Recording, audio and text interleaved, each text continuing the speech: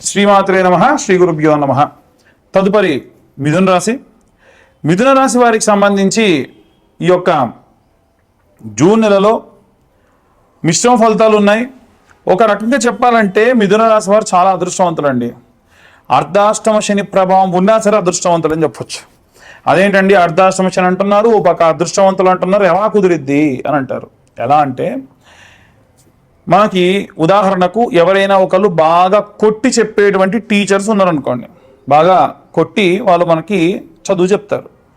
అలా కాకుండా కొంతమంది ఎలా ఉంటారంటే కాస్త మందగిచ్చి కాస్త తిట్టి చెప్తారు. ఇప్పుడు అర్ధాష్టమం అంటే 4వ స్థానం అంటే కండి, అష్టమంలో అర్ధం అంటే 4వ స్థానం.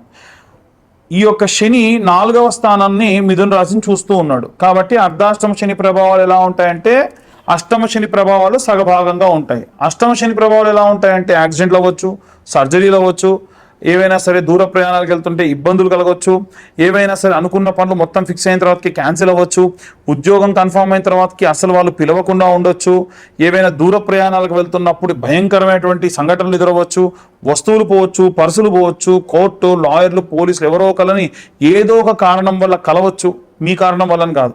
ఇవన్నీ కూడా అష్టమ శనిలో వచ్చేటువంటివి. దాంట్లో సగభాగము ఖచ్చితంగా మిథున రాశి వారికి ఉంటాయి.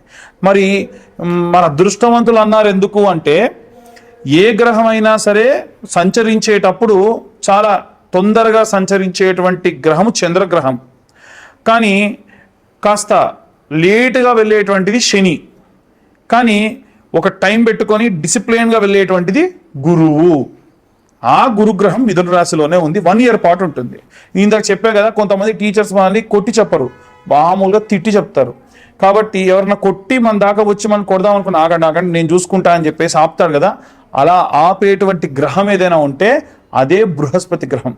కాబట్టి వీరు చాలా అదృష్టవంతులు. బృహస్పతి గ్రహం ఉంటే ఉద్యోగాలు పోవు, వార్నింగ్స్ వరకు వచ్చి ఆగిపోతాయి, ఏవైనా సరే సీరియస్ కావు. ఒకవేళ ఆపరేషన్ చేద్దామన్న సంఘటనలు కూడా ఆపరేషన్స్ కాకుండా ఆపేటువంటి పరిస్థితులు మనకు కనిపిస్తాయి. అలాగే వ్యాపారాన్ని ఇక్కడి నుంచి తీసేయమని, రోడ్ ఎక్స్టెన్షన్స్ లాంటివి జరుగుతున్నాయని ముందుగా చెప్పినప్పటికీ తర్వాతకు మాత్రం అలాంటివి ఏవి జరగకుండా ఆపుతారు. కాబట్టి వ్యాపారస్తులకి ఇబ్బంది ఏమీ ఉండదు. ఇవన్నీ కూడా బృహస్పతి గ్రహానికి సంబంధించినవి కాబట్టి ఆయనకు కనకపుష్యరాగం అంటే విశేషమైనటువంటి ఇష్టం. ఈ చూపుడు వేలుకి ఎప్పుడైతే ఈ యొక్క కనకపుష్యరాగం మీద సూర్యుడి యొక్క వర్చస్సు పడుతుందో అప్పుడు ఈ యొక్క నరం, ఎడమవైపు ఉన్నటువంటి నరం యాక్టివేట్ అవుతుంది. దాని వలన విశేషంగా మనం మాట్లాడేటప్పుడు కంట్రోల్డ్గా మాట్లాడడం, ఫిల్టర్తో మాట్లాడడం అలాంటివన్నీ కూడా చేస్తారు. అలాగే నరదృష్టి లాంటివి ఏమైనా వస్తే ఇలాంటి కరుంగలి మాలలు కూడా ధరించడం చాలా మంచిది. అర్ధాష్టమ శనిని వీడాలి అని అంటే మయూర నీలం అంటారు. ఈ మయూర నీలం మన దగ్గర అరౌండ్ 4000 నుంచి 6000 వరకు పర్ క్యారెట్ చార్జ్ చేస్తాము. ఈ స్టోన్ని మీరు పర్చేస్ చేసుకొని మీ యొక్క వేలికి ధరించడం జరగవచ్చు. ఇవన్నీ కూడా అన్ని వర్గాల వారికి సంబంధించి, ఒక సినీ రాజకీయ రంగాల వారికే కాకుండా, ఒక రైతులకి కాకుండా అందరికీ కూడా వర్తించేటువంటివి. అందరూ కూడా వీలైనంత వరకు కూడా ఇప్పుడు నేను చెప్పిన మంత్రాన్ని చదివితే చాలా మంచిది.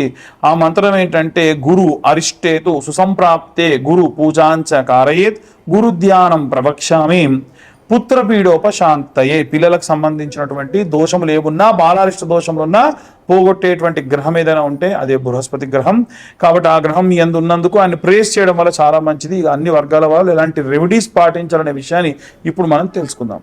మనకు ఉన్నటువంటి ఈ యొక్క ద్వాదశ రాశులలో మనం చూసుకున్నట్టయితే మేషరాశి వారికి వచ్చే రోజుల్లో ఏలినాటి శని ప్రభావం ఉంది.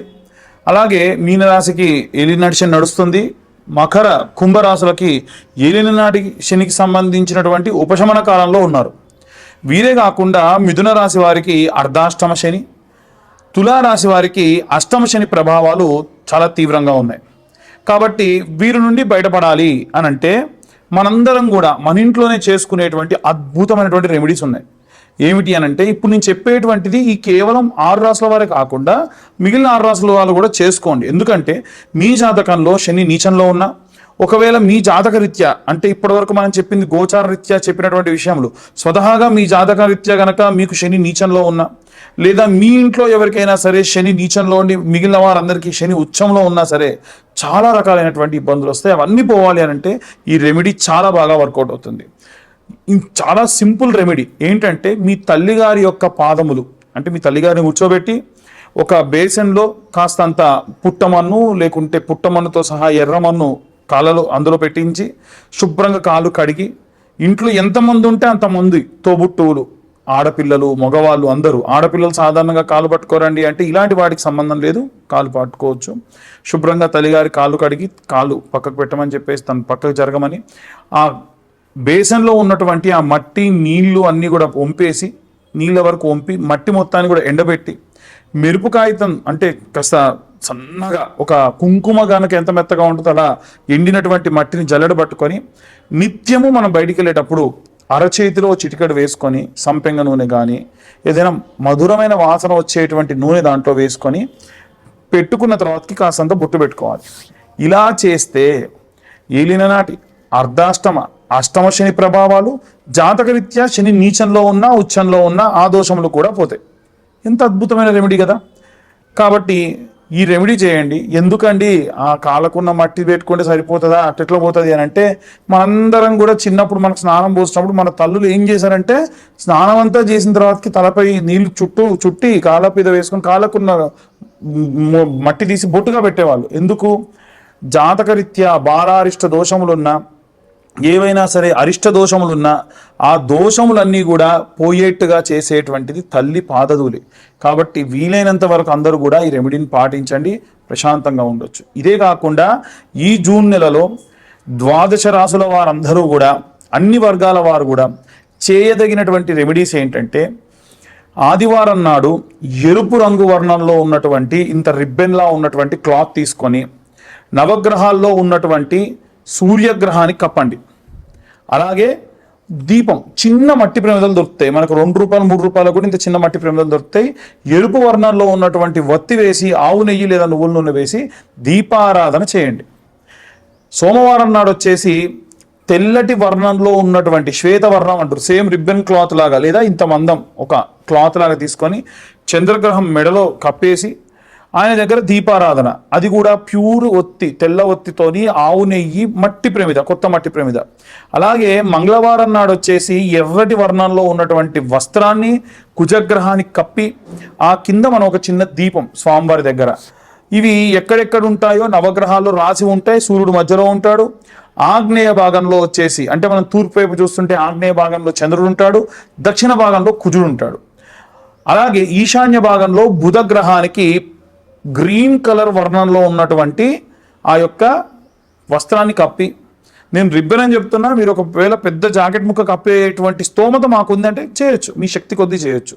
అంటే నేను చెప్పేది నెల రోజుల పాటు కూడా మనం నిత్యం ఇలా చేయడం మంచిది. కాబట్టి చిన్న చిన్న రిబ్బన్లు అయితే కాస్త ఆర్థికంగా ఇబ్బందులు ఉన్న వాళ్ళు కూడా చేసుకుంటారు అనేది నా ఉద్దేశం.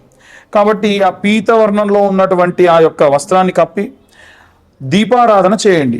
ఈ దీపారాధనకు గ్రీన్ కలర్ ఒత్తులు మనకు మామూలుగా నవగ్రహ ఒత్తులు అని దొరుకుతాయి బయట, అవి తీసుకొని మనం వెలిగించుకోవచ్చు. అలాగే జాతకరీత్యా పిల్లలకు సంబంధించి దోషములు ఉన్న వారికైతే బృహస్పతి గ్రహానికి సంబంధించి ఆయన ఉత్తర దిగ్భాగంలో ఉంటాడు.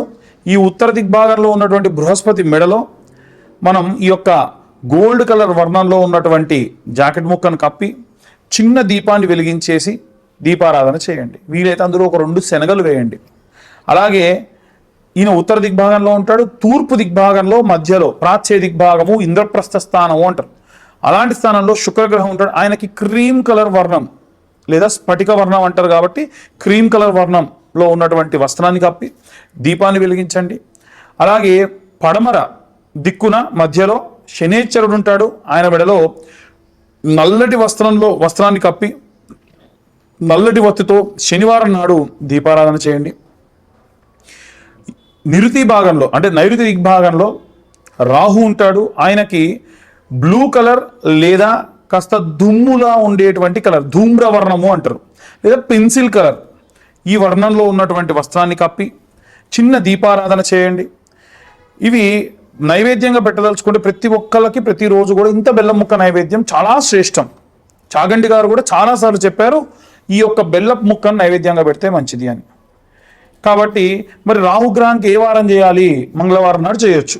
ఈ యొక్క కుజుడితో పాటు రాహువు కూడా చేయొచ్చు. కేతువుకి వచ్చేసి చిత్రవర్ణం, అంటే మల్టీ కలర్లో ఉంటాయి కదా అమ్మవారి వస్త్రాలు. కానీ ఇంట్లో ఉన్నటువంటి ఆడవాళ్ళని అడిగితే వాళ్ళు ఏమైనా 2-3 రంగులు వర్ణాల్లో ఉన్నటువంటివి లేదనుకోండి, తెల్లటి వస్త్రానికి కాస్తంత పసుపు ఓ పక్క, కాస్తంత కుంకుమ ఓ పక్క రాసేసి కప్పొచ్చు, చిత్రవర్ణం అవుతుంది. ఈయనకి ఆదివారం నాడే చేయొచ్చు, లేదు రాహుకేతులకు కూడా మంగళవారం నాడే చేయొచ్చు. దీపారాధన చేయండి. ఉలవలు, ఒక 2 గింజల ఉలవలు ఆ దీపంలో వేసి వెలిగించడం చాలా మంచిది. ఇలా నవగ్రహాలకి చేస్తూ నిత్యము కూడా 21 ప్రదక్షిణాలు చేయాలి, 6 అపసవ్య దిశలో ప్రదక్షిణాలు చేయాలి. ఇలా చేయడం వల్ల విశేషమైనటువంటి సత్ఫలితాలు కలుగుతాయి. ప్రదక్షిణ చేసేటప్పుడు చాలా సింపుల్ అండి. ఆదిత్యాయ చ సోమాయ మంగళాయ బుధాయ చ గురు శుక్ర శనిభ్యశ్చ రాహవే కేతవే నమః. ప్రదక్షిణ చేసేటప్పుడు ఎవ్వరితో మాట్లాడొద్దు, ఫోన్లు మాట్లాడుకుంటూ ప్రదక్షిణాలు చేయకూడదు. దృష్టంతా కూడా మీరు నవగ్రహాలకు ప్రదక్షిణ చేస్తున్నా అన్న భావనతో చేస్తే మీ జాతకరీత్యా దశ, అంతర్దశ, విదశల వారీగా ఉన్నటువంటి దోషములు ఎన్నో కూడా తొలగిపోతాయి. ఈ మధ్య కాలంలో చాలా మంది అడిగేటువంటిది ఏమిటంటే విపరీతమైనటువంటి నరఘోష, నరపీడితములు వస్తున్నాయి అని అడుగుతూ ఉన్నారు. కాబట్టి వారి కోసము ప్రత్యేకంగా ఈ యొక్క కరుంగలీమాల అంటారు. అయితే కరుంగలీమాలని నేను 1116లకు సోమవారం నాడు అభిషేకంలో పెట్టి ఇవ్వడం జరుగుతుంది. అదేంటండి, పాతాళ మురుగన్ దేవాలయం నుంచి, ఇది కూడా పాతాళ మురుగన్ దేవాలయం నుంచే తెప్పించింది. ఈ పాతాళ మురుగన్ దేవాలయంలోని 1200 రూపాయల దాకా కూడా ఛార్జ్ చేయడం జరుగుతూ ఉంది. అది 6 mm, ఇది 8 mm. వారికి ఎవరైతే సప్లై చేస్తున్నారో వారే మనకి కూడా ఇస్తున్నారు. వారు దేవాలయానికి కట్టాల్సినటువంటి డబ్బులు ఉన్నాయి కాబట్టి, పూజకు కట్టాల్సిన డబ్బులు ఉన్నాయి కాబట్టి వారికి ఎక్కువ, మనకు మాత్రం ఆ ధనం అనేటువంటిది లేకుండా 800 నుంచి కాస్త అటు ఇటుగా మనకు వస్తున్నాయి. కాబట్టి నేను 1116 ఛార్జ్ చేసి పూజ చేసి మీ అందరికీ అందించడం జరుగుతుంది. గోచార రీత్యా చెప్పేటువంటి విషయంలో మాత్రమే ఇవన్నీ. పూర్తిగా మీ జాతకం విశ్లేషణతో కావాలనంటే మీ పేరు, మీ date of birth, time, place కింద ఉన్న నెంబర్కి వాట్సాప్ చేయండి. పూర్తిగా జాతకం గురించి విశ్లేషణగా తెలుసుకోండి. సర్వే జనా సుఖినో భవంతు. స్వస్తి.